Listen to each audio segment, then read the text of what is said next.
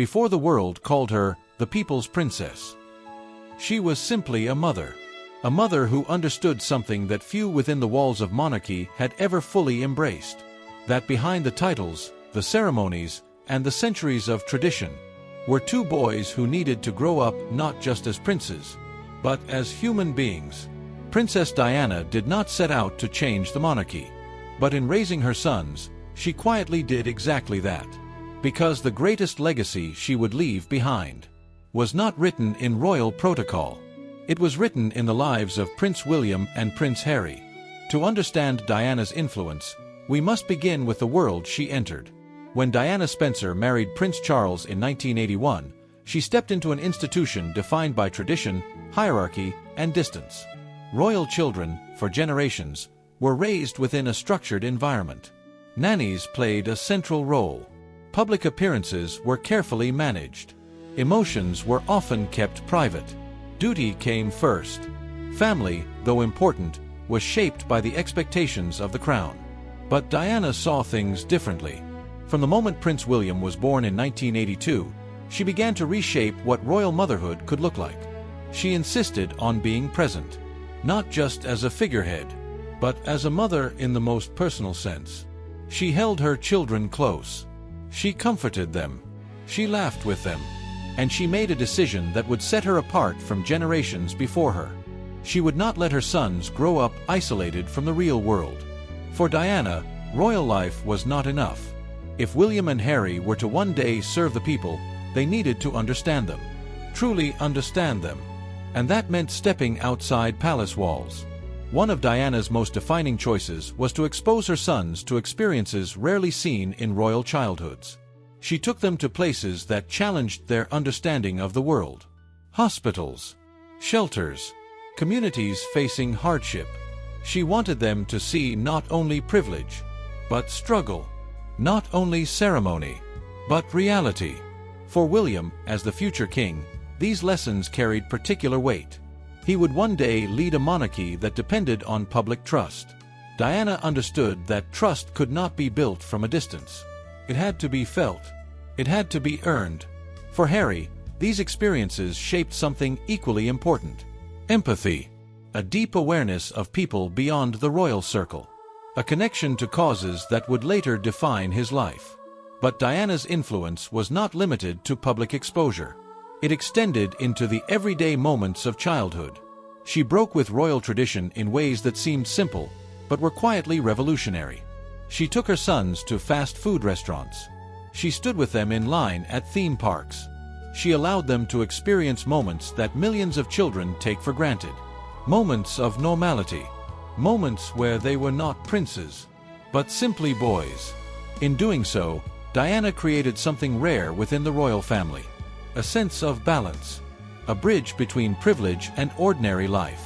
This balance would later become one of the defining characteristics of both William and Harry. Yet Diana's parenting was not without challenges. Life inside the monarchy remained complex.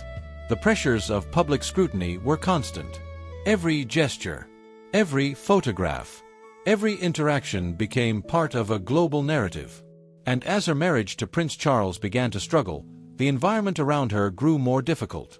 Despite these challenges, Diana remained deeply focused on her role as a mother. She often spoke about the importance of emotional connection, of listening, of being present.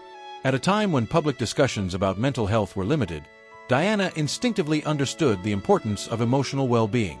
She encouraged her sons to express their feelings, to talk about their experiences, to understand that strength was not defined by silence. This approach would have a lasting impact. Years later, both William and Harry would become advocates for mental health awareness. They would speak openly about their own struggles. And in doing so, they would continue the work their mother had begun. But perhaps the most profound moment in Diana's legacy came in 1997. Her sudden death in a car accident in Paris shocked the world. For William and Harry, it was a moment that would define their lives. They were just 15 and 12 years old. The loss of their mother was deeply personal, but it also unfolded under global scrutiny. Millions watched as the two young princes walked behind her coffin. a moment that remains one of the most powerful images in modern history. In the years that followed, Diana's absence became part of their identity, but so did her lessons. William carried forward her sense of duty, her understanding of public connection, her belief that the monarchy must evolve to remain relevant. As Prince of Wales, he has embraced causes that reflect those values: mental health, homelessness, environmental responsibility. His approach to leadership reflects not only royal tradition, but Diana's influence.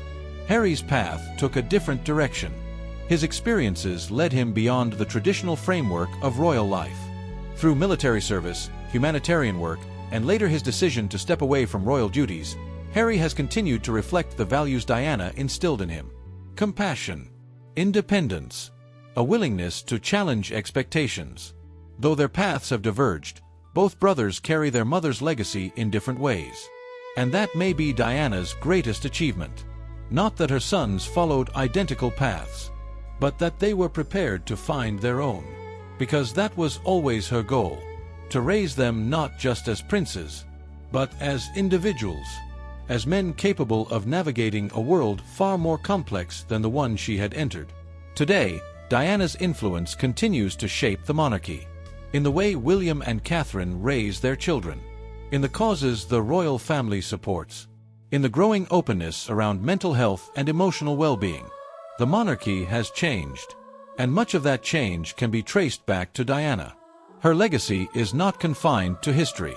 It lives on, in the future king, in the choices of a younger generation, in the evolving relationship between the crown and the public. Because in the end, Diana did more than prepare her sons for royal life. She prepared them for life itself, and in doing so, she changed the monarchy forever.